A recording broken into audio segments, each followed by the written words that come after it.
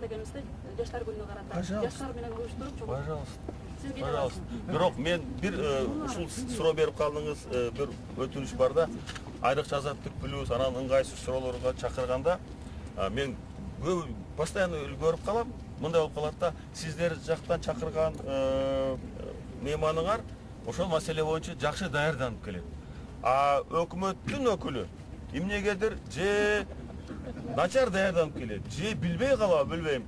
Берген суроолорун карап отура албайм да бир жеримде. Айненен эмне деп сүйлөп атат деги, андай эмес деп. Просто кыжырың келет, ачык айтканда. То есть мен эмне дегим келет? Бир маселе боюнча чакырганда, экинчи жакты да ошо маселени билген, түшүнгөн, ошо деңгээли жогору кишилер чакырсаңар, жалпы элге ошондо түшүнүктүү болот, кызыктуу болот.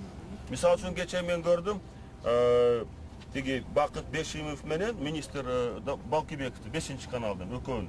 Вот это уровень. Это уровень.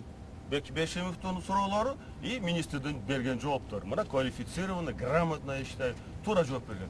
А ошол мезгилде Бешимовго башка бир ошол системаны түшүнбөгөн бирөөнү берсеңер, онбой атам раз карамсал, бүт энергетиканы тебелеп тепсеп коймок. Ушундай өтүнүш да. Өтө оорураак да. Эртерээк айтыш керек.